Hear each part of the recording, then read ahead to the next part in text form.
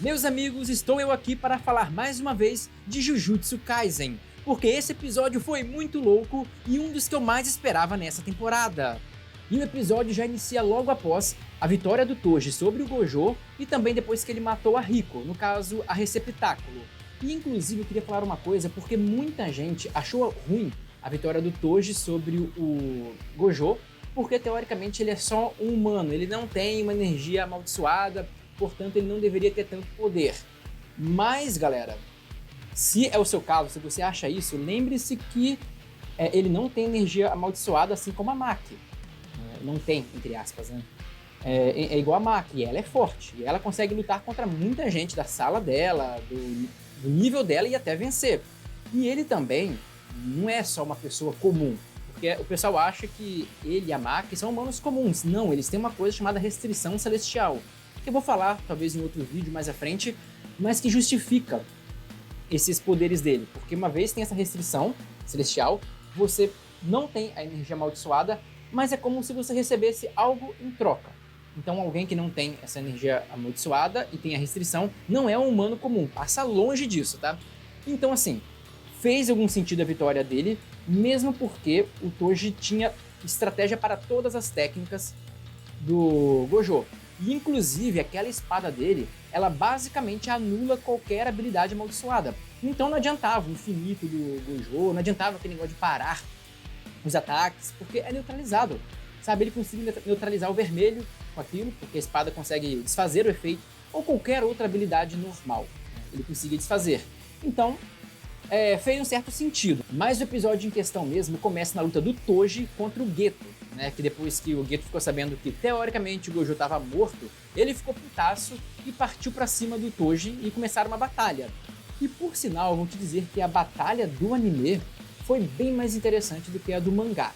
Tipo assim, os movimentos em si foram meio parecidos, só foram um pouco alongados. Teve uma ou outra cena um pouquinho maior, tipo aquela hora que o Geto parece que fica atirando nele. Ele envia tipo uns bichinhos pequenos, umas maldições pequenas, que parecem tiros.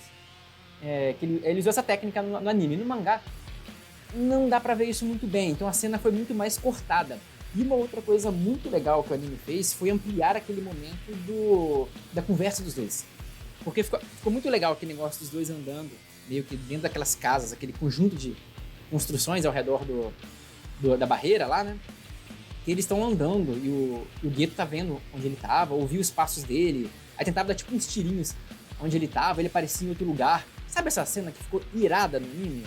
No mangá não tem muito disso. Aquele momento que tá tudo caindo antes do Geto ser finalizado pelo Toji, também não tem, né? Mas a cena muito engraçada do chute na cara que o Toji dá no Geto depois que ele tá caído no chão, tem. Aquilo tem sim. Mas vale ressaltar que a cena do anime foi bem mais interessante. E muita gente também achou ruim dessa derrota do Geto, porque foi bem fácil. Eu até acho que o Geto teria condições de fazer uma luta mais equilibrada com ele. Tudo bem que ele era inexperiente ainda, etc, etc, mas dava para equilibrar um pouco mais, dar um pouco de emoção. Mas assim, a narrativa era para realmente mostrar o quão B10 é o Toji. Então, de certa forma, fez algum sentido. E a luta foi relativamente legal, principalmente no anime, que expandiram a cena, fizeram várias cenas iradas assim, então foi bem legal. E depois de vencer o Geto, o Toji simplesmente vai embora, depois de cumprir a missão dele, porque o cara, né, fez algo absurdo. O cara conseguiu vencer o Gojo, o Geto e matar o Receptáculo, ou seja, o cara cumpriu a missão dele com maestria e conseguiu frustrar completamente o plano dos outros. Então, depois de cumprir a missão, ele volta para onde tinha o acordo dele, para exigir a grana e as outras recompensas, mas aí, para surpresa dele, tipo, questão de pouquíssimo tempo após a batalha, ele vai sair e ver quem? O zumbi do Gojo. É sério, na hora que ele apareceu, não parecia, tipo, o Gojo versão zumbi de Snusem? Cara, ele tava todo com a roupa ensanguentada, cortada, só faltava ter sangue colorido. Se tivesse isso, era um zumbi de Snusem. Ele aparece lá totalmente confiante, só que um pouco diferente, porque tá confiante ele sempre foi, mas ele tava um pouco pirado.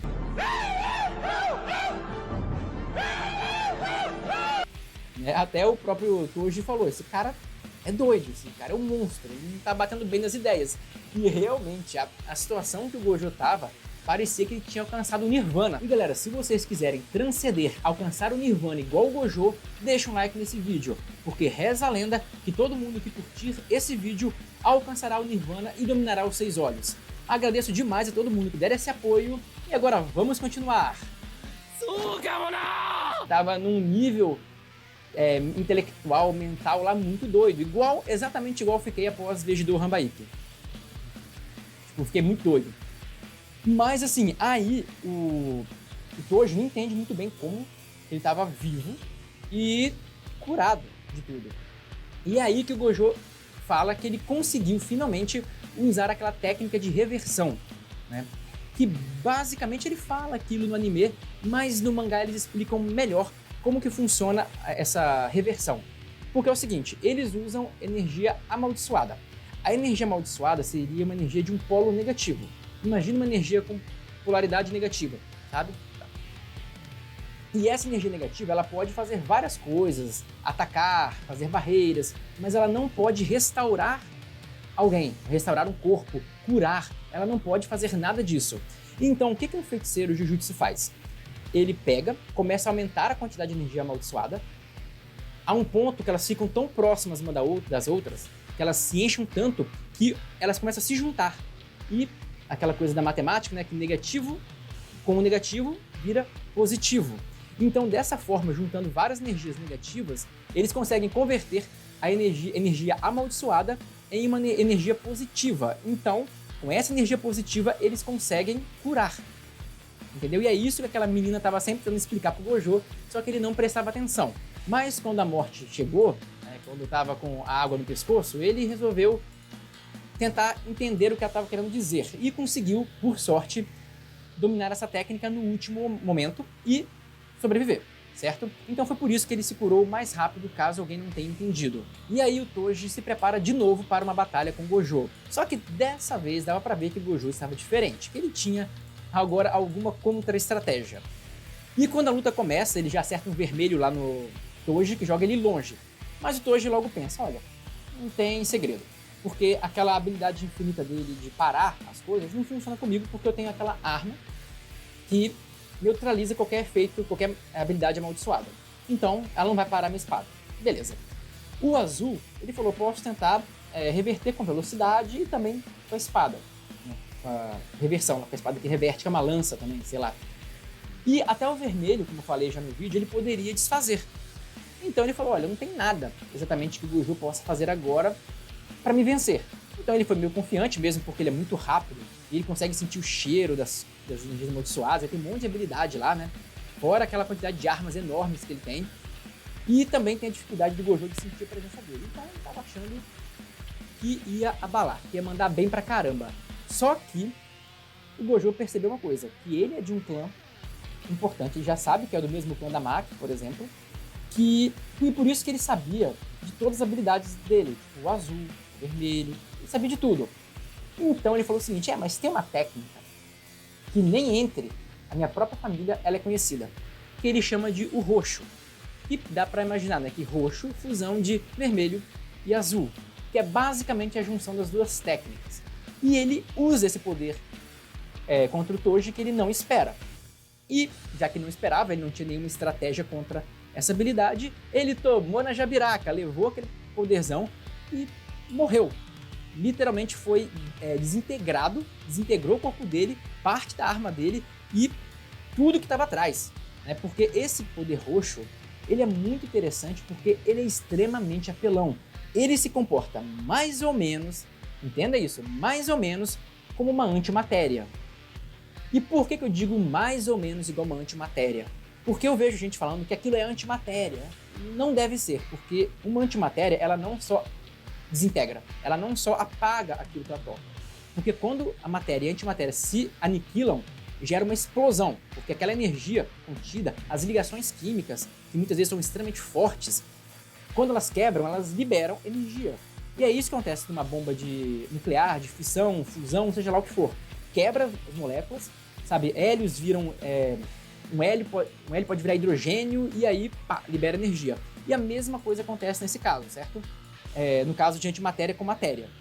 Então, se fosse antimatéria, necessariamente, ao bater no Toji, deveria haver uma explosão gigantesca que deveria varrer o país inteiro ou mais, certo? Então, na verdade, aquilo é basicamente uma técnica vazia de apagamento.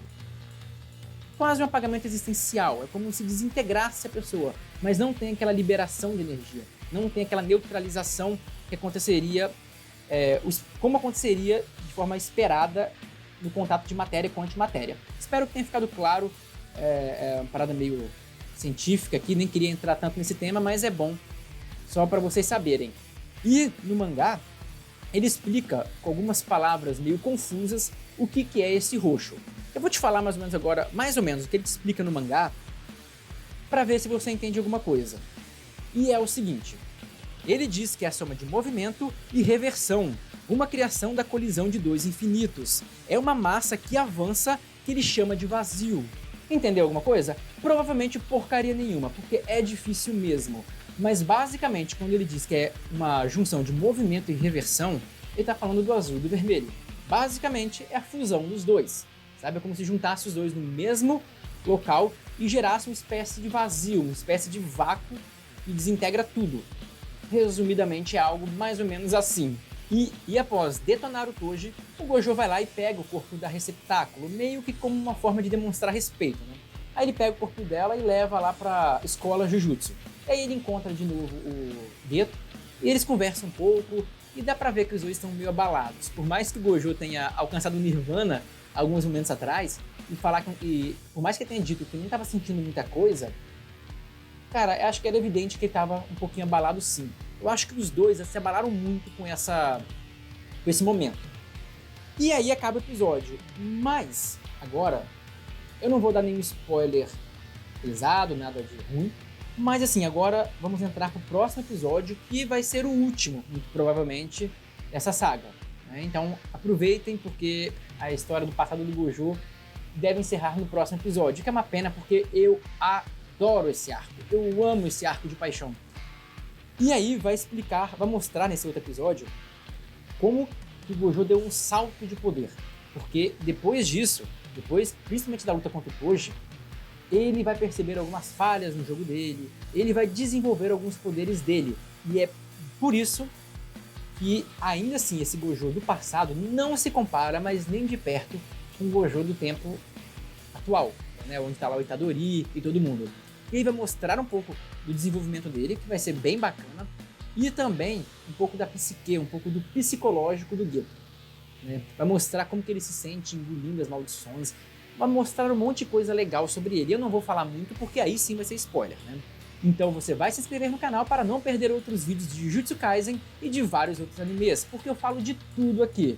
Beleza? E se gostaram do vídeo, não se esqueça de deixar um like, porque isso ajuda demais, principalmente um canal pequeno como o nosso, e que precisa muito de você, certo? Agradeço demais a todos que ficaram até aqui, e até a próxima!